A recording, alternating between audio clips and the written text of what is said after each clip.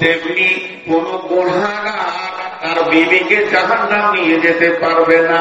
ও আমার খালা, ওরে আমার বেটি, শুনেলেন আল্লাহ বলছেন ওয়াজারাবাল্লাহু মাসালাল লিল্লাযীনা কাফারু ইমরাআতা ওয়াজারাবাল্লাহু মাসালাল লিল্লাযীনা আমানু ইমরাআতা ফিরআউনা ইয ক্বালাত রাব্বি বিনি ইন্নাকা বাইতান ফিল জান্নাতি ওয়া নাজ্জিনি মিন ফিরআউনা ওয়া আমালিহি ওয়া নাজ্জিনি মিনাল কওমিজ যালিমিন। ও বিশ্বের মুমিনা মেয়ে, তুমি পরেশগার মেয়ে, তুমি পর্দাওয়ালি মেয়ে, তুমি নিজেকে অনেক বাঁচিয়েছো গুনাহ থেকে, নিজেকে তুমি চাই করেছো না করেছো। ও আমার মুমিনা মেয়ে রে, তুমি কান করে শুনে নাও, তুমি জান্নাতে চলে যাবে। স্বামী যতই বেঈমান হোক না কেন, আমি তোমাকে জাহান্নামে দিব না। তার কারণ হচ্ছে ফেরাউনের বিবি পৃথিবীর সব থেকে বড় জালেম ফেরাউন, যাকে আল্লাহ কোরআনে জালেম বলে ঘোষণা করেছে। এই রকম ফেরাউনের বিবি চিরদিন জান্নাতে থাকবে। ভালো স্বামী খারাপ, তার জন্য আল্লাহ জাহান্নামে দেবে না বিবিকে। কেন? যে ফেরাউনের বিবি জান্নাতে চলে গেল, আসিয়া জান্নাতে চলে গেল, সে আল্লাহ তাকে জান্নাতে দিয়ে দিলেন। আর এইদিকে নূহ আর লূতের বিবি জাহান্নাম চলে গেল। কেন? আমল ছিল না তাদের। তার মানে আমলের ময়দানে তুমি দাঁড়াও, শেষ কথা। এখন যেগুলো যুবতী মেয়ে আছে, যেগুলো এখন ব্যাচেলিয়ার মেয়ে, এখনো বিয়ে হয়নি, তো আমার এখন 53 বয়স, ওই মেয়েগুলো আমার মেয়ের মতো, আমার বেটির মতো। তো আমি ওই বেটিদেরকে একটু ওসিয়ত করবো 2 মিনিট। আমি নিজেকে আপাতত ওদেরকে একটু সম্পর্কে জড়িয়ে নিলাম। আমি ওদের আব্বা, ওরা আমার বেটি। যেগুলো একদম ইয়ং মেয়ে, এখনো স্বামীর মুখ দেখেনি, আপনারা ধৈর্য ধরে শুনেন, ওদেরকে আমি একটু ওসিয়ত করবো। বিসমিল্লাহির রহমানির রহিম। ومريم ابنة عمران التي أحسنت فرجها فنفخنا فيه من روحنا وصدقت بكلمات ربها وكتبه وكانت من القانتين। আল্লাহ বলছেন, আল্লাহর কথাটা আগে বলি, তারপরে আমি আমার বেটি দেখে, হে আমার বেটির দল, আমি তুমি করে বলছি আর আপনি বলছি না, তুমি করে কথা বলছি। তোমরা আমার বেটি, আমি তোমাদের আব্বা। তো 1 মিনিটের জন্য তোমরা আমার কথাটা ধ্যান দিয়ে শোনো। কি? ওরে আমার বেটির দল, আল্লাহ যুবতীদের জন্য সুন্দর একটা মিসাল রেখে দিয়েছেন। পৃথিবীতে এমন একটা যুবতী মেয়ে এসেছিলেন, যে মেয়েটার গায়ে পৃথিবীর কোন পুরুষ হাত দেয়নি, তার গাটাকে ছুঁয়ে দেখেনি। ওই মেয়েটা কত পবিত্র ছিল, যার গায়ে কোন পুরুষ হাত দেয়নি। সেই মেয়েটির নাম হলো মারিয়াম। আল্লাহ তাবারক ওয়া তাআলা কালাম পাকের ভিতরে মারিয়াম নামে একটা সূরা নিয়ে আসলেন। তাহলে মেয়েটা কত দামি ছিল, মেয়েটির নাম মারিয়াম। হ্যাঁ, শুনে শুনে এই মারিয়াম কি করেছিলেন আল্লাহ পরিষ্কার ভাষায় বলছেন, গোপন করছেন না। আল্লাতী আহসানাত ফারজাহা, আল্লাতী আহসানাত ফারজাহা, ওই মারিয়াম নিজের শরম গায়ের হিফাজত করেছিলেন। কথায় কথা বেরিয়ে আসে। আমাদের ঘরগুলোতে, আমাদের এলাকার এক বক্তা বলছে যে আমাদের যা অবস্থা, তাতে আমাদের ঘরে ফেরেশতা ঢুকবে না। বলে কেন গো? 28 বছর বিয়ে করেছে, খরচ কৌশল জানে না, সব নাপাক হয়ে আছে ঘর। ছেলে মেয়েরা ছবি থেকে রেখে দিয়েছে ঘরে, ফেরেশতা কি করে ঢুকবে? আমি 2007-এ যখন হজে গিয়েছিলাম, তখন কাবার উত্তর দিকে চত্বরে উর্দুতে বক্তব্য চলছে। উর্দু ভাষায় বক্তব্য চলছে, উর্দু ভাষায় বক্তব্য চলছে। আর উনি যে উর্দু ভাষায় বক্তব্যটা দিচ্ছেন, উর্দু ভাষায় যে বক্তব্যটা দিচ্ছেন তা আমি শুনলাম। কি বললে জানেন? বাহা বাহা বাহা বাহা মারিয়াম, ও মারিয়াম তুমি কত সুন্দর, আল্লাহ তোমাকে বানিয়েছে রে মারিয়াম।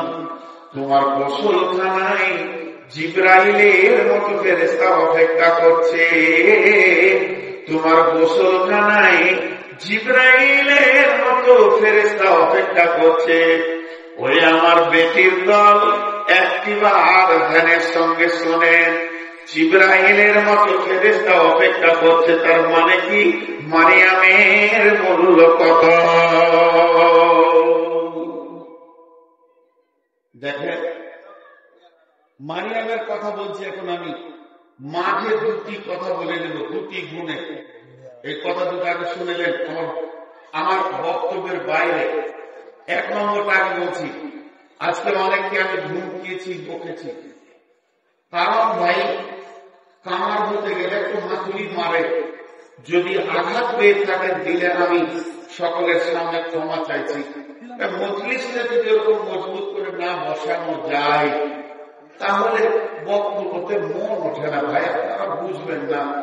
আমার কত কষ্ট লাগে আমি বুঝি, তো আমি আপনাদের কাছে ক্ষমা চাইছি, আপনারা আমাকে মাফ করে দেবেন।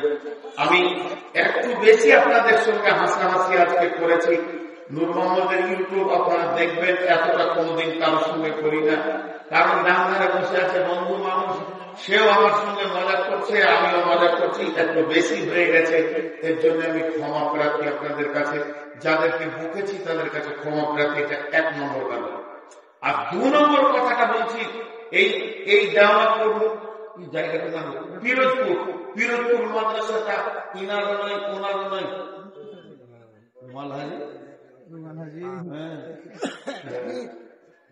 আমার ক্লাসমেটের ভাইরা। আমার আগে যে বক্তব্য রাখা ওটা আমার ক্লাসমেট, আমরা তিনজন একসঙ্গে পার নিয়েছি। এনার ভাইরা, আমি আর আমার আগে যে বক্তব্য রাখা বোঝাচ্ছে। তো যাই হোক, অত্যন্ত আপনাদেরকে আপন মনে করিয়ে পিরোজপুরকে এখানে বন্ধুসুলভ ব্যবহার করতে গিয়ে একটু বেশি কথা বলেছে, এই জন্য সকলের কাছে আমি ক্ষমা পেয়েছি। এরকম কোনো জায়গায় করি না। আরেকটা জায়গা আছে আমার ইসলামপুর, সেখানেও বেতকালিপি হয়ে যায়, অনেকে তুই বলি, কারণ ওখানে পড়াশোনা করেছি, দেখি তো আমার বয়সে ছোটাই বস, এগুলো বলি। তো আমি আপনাদের কাছে ক্ষমা চাইছি ভাই, আমি ফেরেশতা নই, আমি মানুষ, আমার দ্বারা ভুল হবে। আমি ভুলের ঊর্ধ্বে নই, আমি ভুলের বাইরে নই, আমি ভুল থেকে বাইরে থাকি না, আমি ক্ষমা চাইলাম। আর দ্বিতীয় নম্বর, এই ছেলেগুলোকে পাঠাচ্ছি, একটা টাকা পকেটে রাখবেন না, আর চুপচাপ টাকা দেবেন, মায়া নামাজ শুনতে থাকবেন। একটা তো হবে না রে বাপ, একটা চাদর হবে না, আরো দুটো চাদর দেন। জি, তো এবার আমি আমার বেটিদেরকে খালি ওসিয়ত করছি, যুবতীদেরকে। আল্লাহ কি বললেন?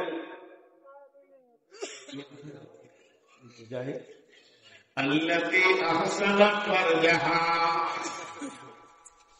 ও আমার বেটি, আল্লাহর অস্ত্র দিয়ে বলছি, বেটি রে একবার কানটা আমার দিকে করো। আল্লাহ বলেন, আল্লাযী আহসানা ফারজাহা, মারিয়াম সব থেকে বড় যেটা দামি কাজ করেছিল, সে নিজের ইজ্জতকে বাঁচিয়েছে। পৃথিবীর কোন পুরুষ তার গায়ে হাত দেয়নি। এর জন্য আল্লাহ বলছেন, ওয়াকানাত মিনাল কানিতিন, আমি তাদের মা বেটাকে কিতাব দিলাম, বেটাকে নবী বানালাম, দুইজনকে সম্মানী করে দিলাম। আপনারা একটা কথা আমার উত্তর দেন, তাহলে জানবো যে শুনছেন ধ্যানের সঙ্গে। হাজি ভাই, বিয়ে হয়নি, মারিয়াম বললো আমাকে কোন পুরুষ আমার গায়ে হাত দেয়নি, তা আমি এই যুবতী অবস্থায় সন্তান নিয়ে কেমন করে মুখ দেখাবো? তো জিবরাইল বললো, তোমার সম্মানের দায়িত্ব আল্লাহর হাতে। তো বিয়ে হয়নি, মারিয়ামের সন্তান হলো, এর জন্য মারিয়ামের দাম বেড়েছে না দাম কমেছে?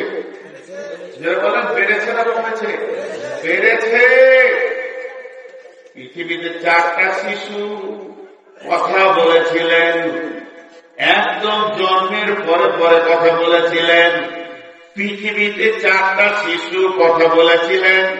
1 নম্বরে ফেরাউনের বাঁদির শিশু কথা বলেছিলেন, তার সন্তানকে ফেরাউনকে বাঁদিকে বলছে, তুই আমাকে আল্লাহ বল, যদি আমাকে আল্লাহ না বলবি তো সন্তানকে মেরে দিব।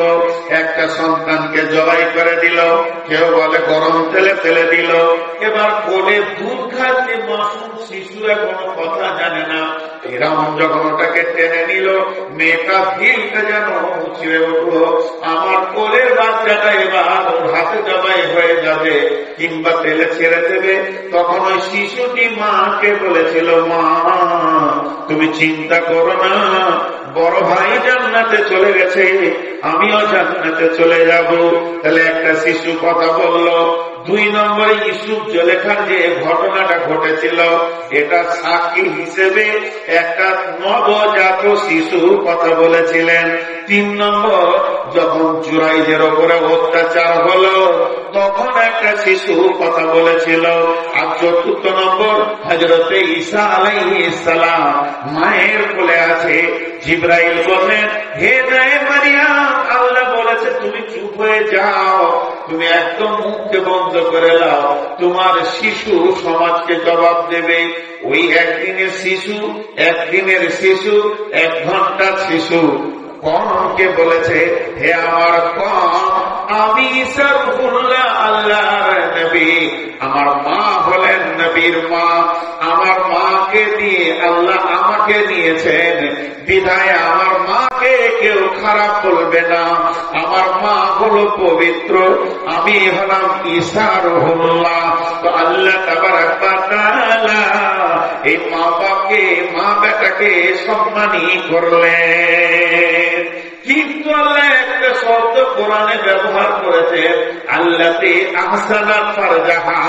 ওই মারিয়াম কেমন ছিল, সে তার সতীত্বের গ্যারান্টি দিয়েছে, সতীত্বকে এত সুন্দর করে রেখেছে, স্বয়ং আল্লাহ সেখান থেকে তার গোলামকে নিয়েছে।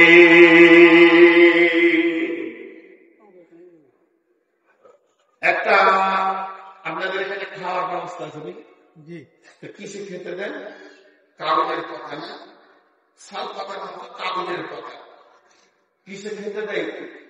যার সাথে ভোজে কথা বলে না, কাগজের কথা। আর একটা কড়ির থালা, দেখেছেন কড়ির থালা? চীনামাটি, চীনামাটি খুব সুন্দর পালিশ নকশা আছে না নাই?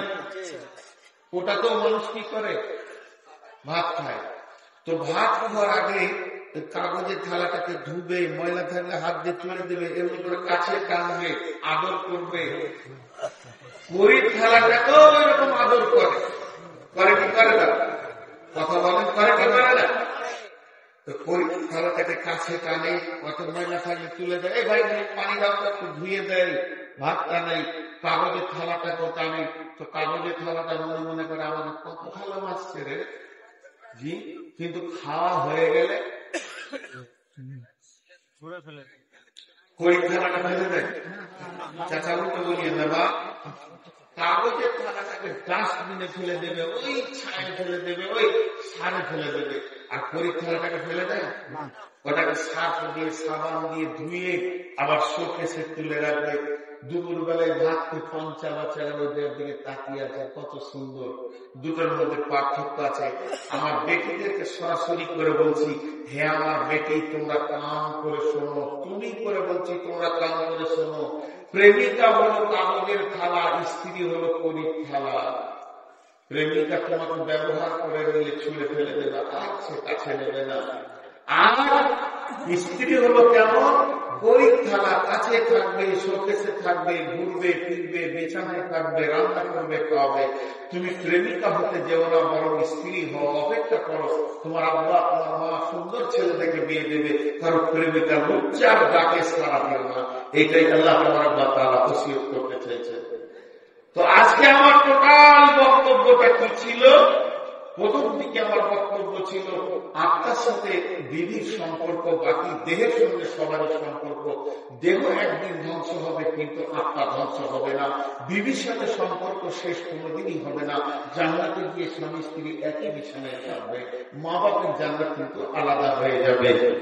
সেই স্ত্রীকে অবহেলা করার কারণে সমাজে আজকে সুসন্তানের অভাব। যে মাটি থেকে আপনি ফসল নেবেন সেই মাটিটার উপরে যদি ঠিক নজর না থাকে তাহলে সেখান থেকে ভালো ফসল হবে না।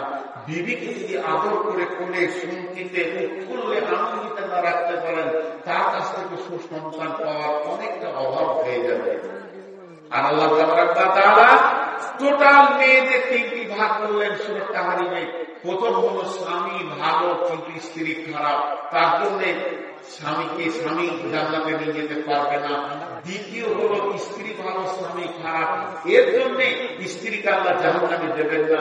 আর 3 নম্বর হলো যুবতী ব্যাচেলিয়ার মেয়েদেরকে বলছি, তোমরা তোমাদের নিজেদের সতীত্বের গ্যারান্টি দাও, তো আল্লাহ তাআলা তোমাকে সুসন্তানের মা করবে। এর জন্য ঈসার মা মারিয়ামকে দিয়ে সারা পৃথিবীকে ওসিয়ত করে দিল। আজকে টোটাল বক্তব্য এটাই ছিল, কিন্তু বক্তব্য থেকে আমি চলে যাব 5টা মিনিট আপনাদের কাছে একটা 10,000, একটা 50,000, একটা 20,000, একটা 5,000 দেখব। কেউ আসেন আল্লাহর গোলাম? আমি যতই ভাইয়ের সঙ্গে ঠাট্টা করি, মাদ্রাসা তো ওনার নাই, মাদ্রাসা সারা মুসলিম জাহানের মাদ্রাসা, সারা মুসলিম জাহানের মাদ্রাসা। এ মাদ্রাসা আমার, এ মাদ্রাসা আপনার। বিধায়ক কেউ আছেন?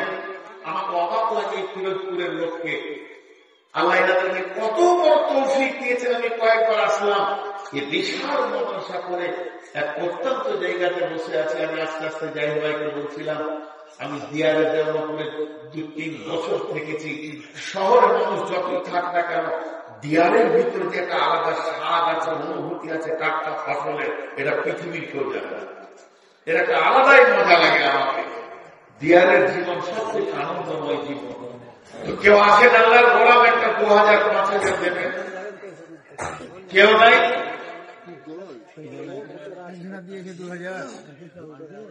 একজনা দিয়েছে 2,000, নাম জানি না, বেদন।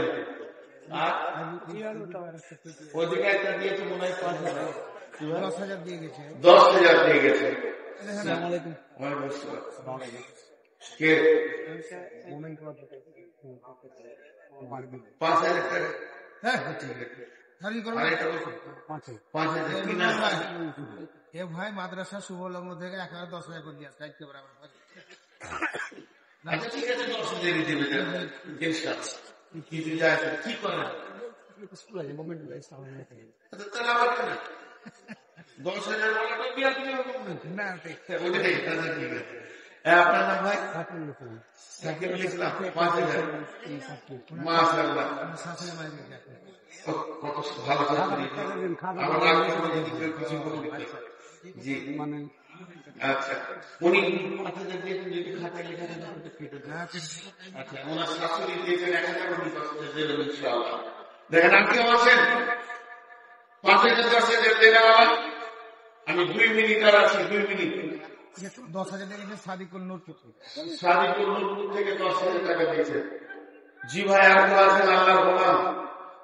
রসুলের উম্মত আর কেউ আছেন 1,000, 2,000 দেনেওয়ালা? জি উঠবেন না, শুনেন আপনার পারবেন না। শফিক ছেলে দিয়েছিল। বাবা কোথায় থাকে? বিদেশে থাকে। বিদেশে কোথায়? উড়িষ্যাতে থাকে। কত দিয়েছে? 5,000 দিয়েছে। আপনি কত দিবেন?